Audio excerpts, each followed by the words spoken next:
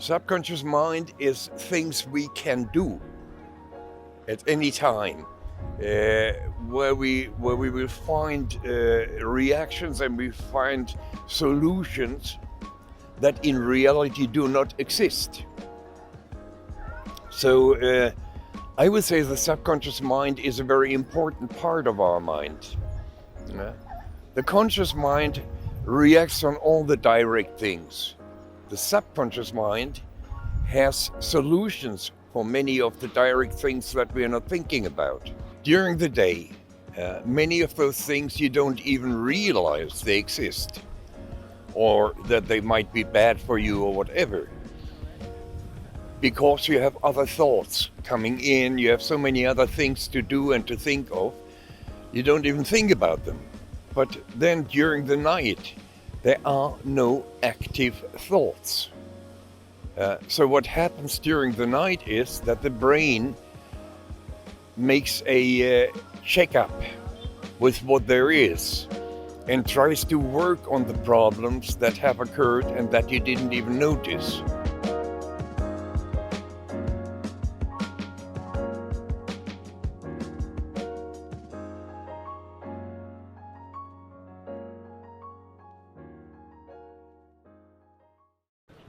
Okay, Dr. Frank. Hey Chris, good seeing you again. Good to see you too. So we're back for another episode after the Christmas season. Yeah, it was a good season for you. It was a nice season for me, yeah. Yeah, and your whole family and everything. Beautiful. How was yours? Well, I was alone because I wanted to be alone. I had been bad with my heart, and so just the thought of me being together with all the kids and everything was too tough. So I said no, thank you. And the kids understood, so that was all right. And then I rested and watched a lot of television, read a lot of books, and that made me feel much better. Good. Mm. So we've been discussing a lot about dreams. Yeah. And to be honest, it's so expansive, I don't know where we could start. Well, you can, yeah. What about if we start with, what do you think is the psychological purpose of a dream? Do they have a purpose? When you have things happening to you in your life during the day, many of those things you don't even realize they exist, or that they might be bad for you or whatever. Because you have other thoughts coming in, you have so many other things to do and to think of, you don't even think about them. But then during the night, there are no active thoughts. So what happens during the night is that the brain makes a checkup with what there is and tries to work on the problems that have occurred and that you didn't even notice. Now the brain, as you all know, thinks not in words but in pictures. You see everything in pictures, and then your brain interprets those pictures for you when you wake up. You look at it and you say, oh, I dreamt this, that, and the other. And when you then start thinking about it, it doesn't exactly mean what you dreamt, but it has different backgrounds. And that's where a shrink comes in, a psychologist comes in and can look at those backgrounds and find those backgrounds and repair them in a way. Yeah? So I would say whenever anybody comes to me and comes with explanations about what they have been dreaming, The symbols. yeah, then I always try to interpret the pictures they have been seeing during the night. Because when you think about it, we have talked about that before, that the longest dream we ever had was 12 seconds. is 12 seconds, the longest registered dream. So that means that you can have a lot of different dreams during the night, and they all attack different things, different situations. So obviously you can have not just one dream. When you're looking for an explanation, you have to think about many of those dreams, because they come so short after each other. Like you start running and you can't move. You try to go down for stairs that don't exist suddenly, and you try swimming and you just drown, and all those things, they indicate certain situations in your life. And even if they seem to you like one long dream, in reality there might be 20, 30 small dreams. Yeah, and all of those dreams can have a certain explanation. In a way, like different thoughts that Yeah. all occurred within a second. Yeah.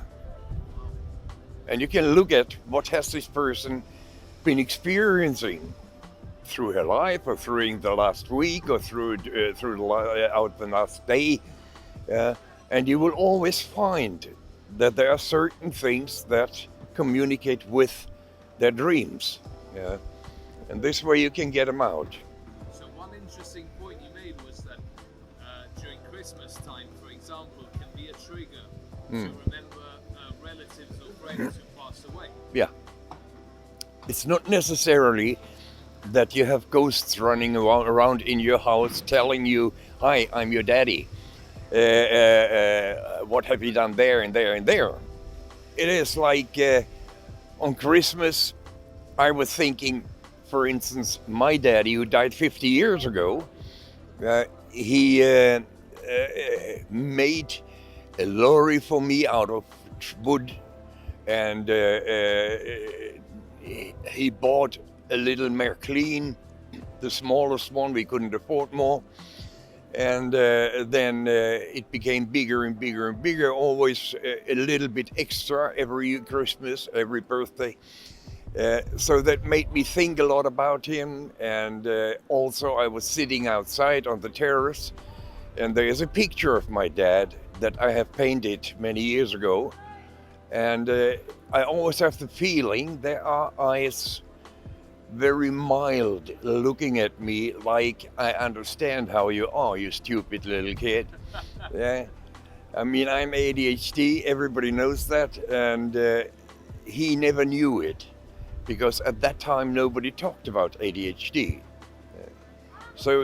But it seems like there are many things that happened during my life, and his life as well, with me, that come up whenever I look at the picture, or when it's Christmas, when it's birthdays and festivities where we used to be together. And I can guarantee you that most of you at home, you're looking at situations, for instance, Christmas. What did this person who died, how did we go there? Remembering how you went to grandma and you got your 3 handkerchiefs that you got every Christmas because there wasn't the money for more. And it's like many of those things pop up. They have nothing to do with ghosts or demons. Or messages, it's just your brain. It's just your memory bank. There is nothing your memory forgets completely. Nothing in your whole life. Meaning also that we put things away that we do not need at the moment. So there are many things that we have been experiencing that we don't need. And then there comes a situation when we suddenly need those things in order to understand ourselves or others. Like the context of the Exactly. situation. Exactly. Yeah. That's a normal thing. And it has nothing to do with paranormal phenomena. So, how do you normally explain when someone has a period of many vivid dreams? Does that mean anything in terms of what's going on in their life? It can be a combination of what's going on in their life. It can be also uh, what kind of mental state they are in at the moment. If they are vivid dreams, then it normally is because there's a lot of things happening in their life. Yeah, and all those things, they demand a certain attention from you because you, we, everybody who's normally intelligent wants to know why things happen. So whenever you take out a Ouija board and suddenly you hear somebody saying something, you want to know how the hell is this possible? And you're starting to check out the glasses and everything, and you start accusing each other for having moved it by yourself and by themselves, and so on and so on. We always search for logical explanation that can explain to us why things happen. But there are situations when we cannot find any explanations. We have to be aware of that. And would that be then the purpose of a dream? That you can't find an explanation in order to help you Think in a normal way, yes. So dreaming is healthy. Dreaming is helping, even when they're bad dreams. So a bad dream means only there is a situation that is very bad and that you have to solve.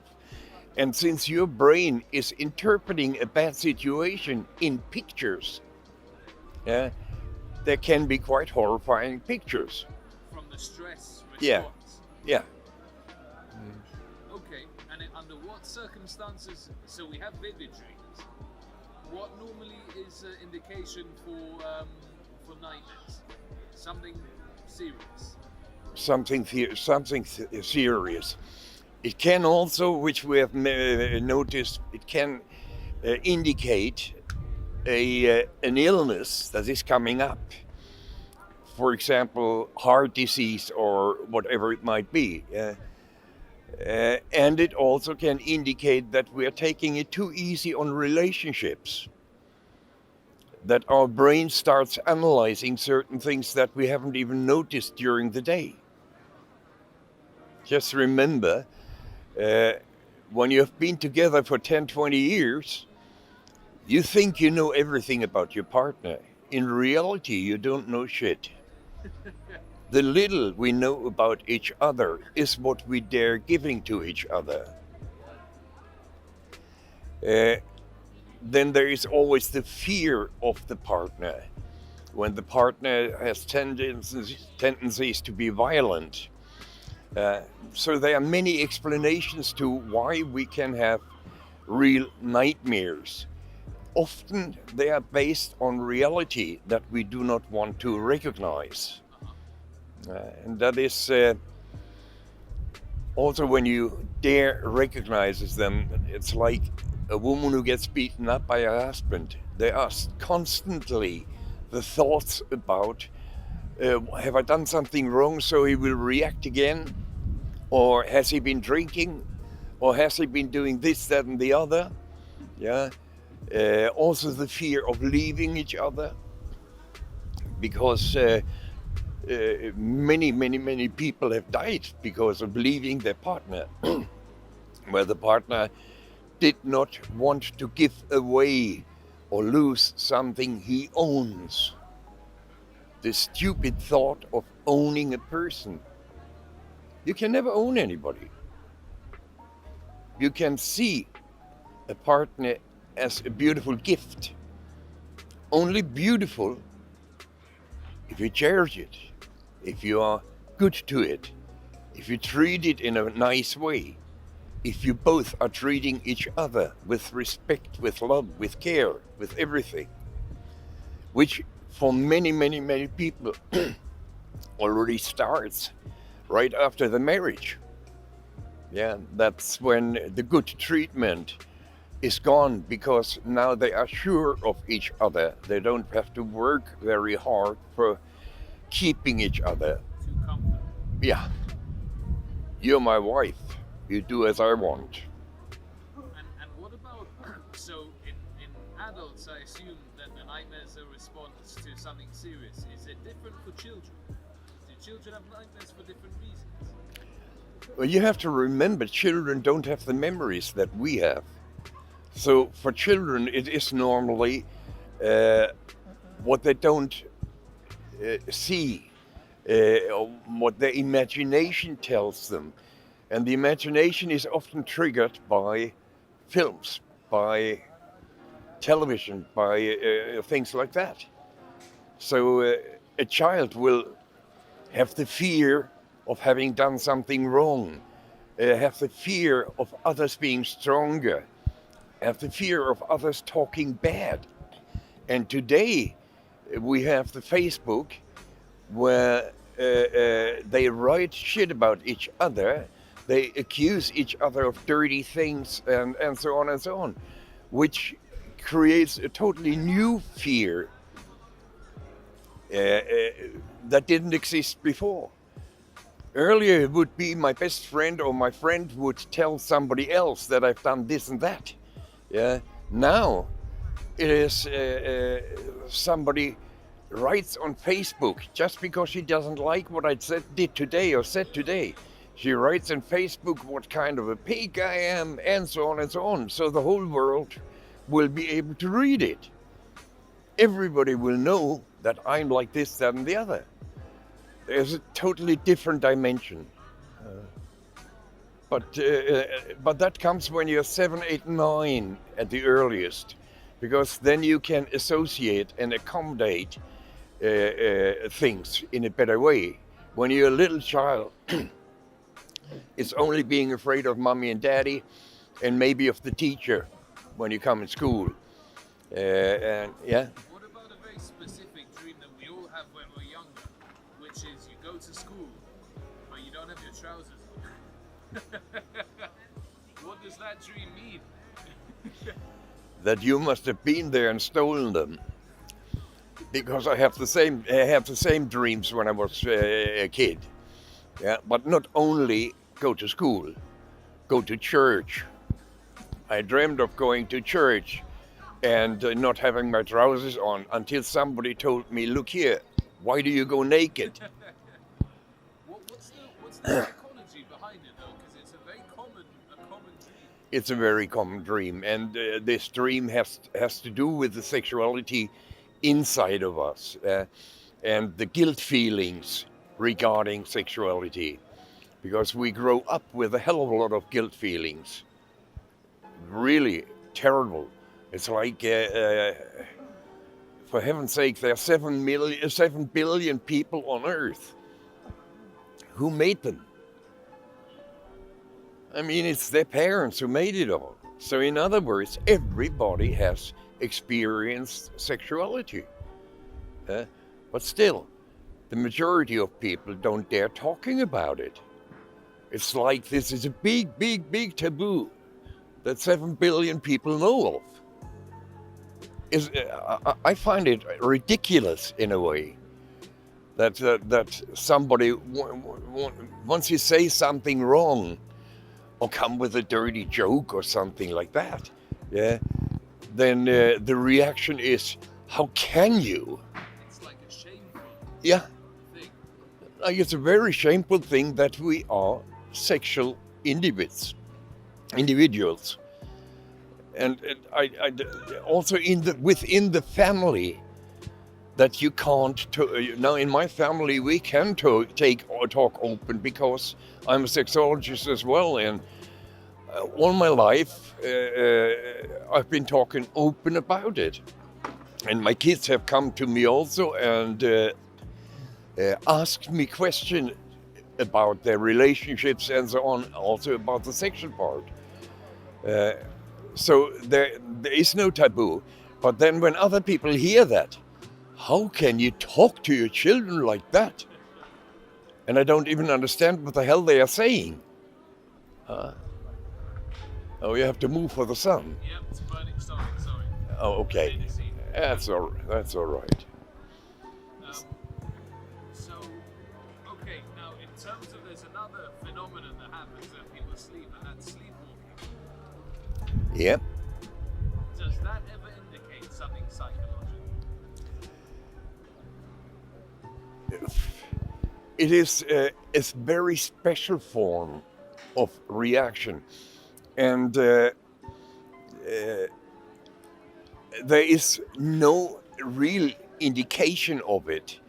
It seems like there is a physical part of the brain that reacts like you go on as if it was daytime, and you stand up and you go out. And I heard a story about somebody, a woman who came home, and the neighbor said, "Where have you been?" And she said, "I haven't been anywhere." And he said, "Well, you came out at 2 o'clock and you went on your motorbike. You remember, you told me that one, yeah. And then you came back again an hour later, or what it was, yeah. And fully dressed in all you need, the equipment you need for driving a motorbike." And she remembered to lock her door on the way in. What? She remembered to lock the door. Yeah, locking the door when she went in. It's there are things that are on the subconscious mind, how to react in all those situations.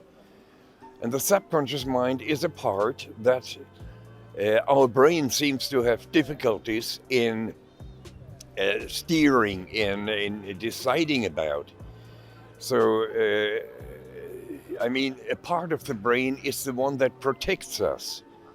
And still, you hear about a lot of people, sleepwalkers, who walk on the roof, where it's tremendously dangerous to do it, but they still do it without being aware of doing it.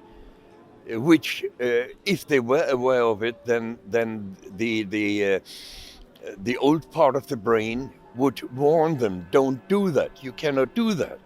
But still, the body does it, and the brain, the central nervous system, does not react on the cerebellum, the old part of the brain that would warn them. So it's a part that is very complicated, and I'm grateful that I've had only one single patient in those 50 years that was a sleepwalker. Yeah. And I have to admit, I couldn't help her. No. Because it was subconscious. It was not, I could not attack it through the conscious mind. And the conscious mind is what I work with in order to influence the subconscious. And if I can't do that, then I'm rather helpless. And if you can, how would you describe the subconscious, like the way it works? What is it there for? Why? See what I mean? Why do we have a subconscious, and why does it sort of lock things away? Subconscious mind is things we can do at any time. Where we will find reactions, and we find solutions that in reality do not exist. So I would say the subconscious mind is a very important part of our mind. The conscious mind reacts on all the direct things. The subconscious mind has solutions for many of the direct things that we are not thinking about. So definitely it can help us. And this does this. Do you think that our instincts Yeah. are also some form of subconscious information? Instincts are based on the cerebellum, partially on the old brain, where all the survival techniques are included. All the primary personality factors and the things we do without thinking about, like sleeping, eating, drinking, having sex, doing all those instinctive things. They are on the cerebellum. The information that we just seem to know. Yeah, it's the same information that all animals have. Information that they need to survive, to find food, to find protection, how to attack, how to hide, and so on and so on. How to sleep, when sleep, and so on. I mean, if you look at a dog, he has one reaction. You look at a shark, he has a totally different reaction. Like if he falls asleep, he drowns, the shark. The dog, if he falls asleep, he wakes up when he gets in the water. So there are many things we don't know about and don't think about. Okay, thank you for today.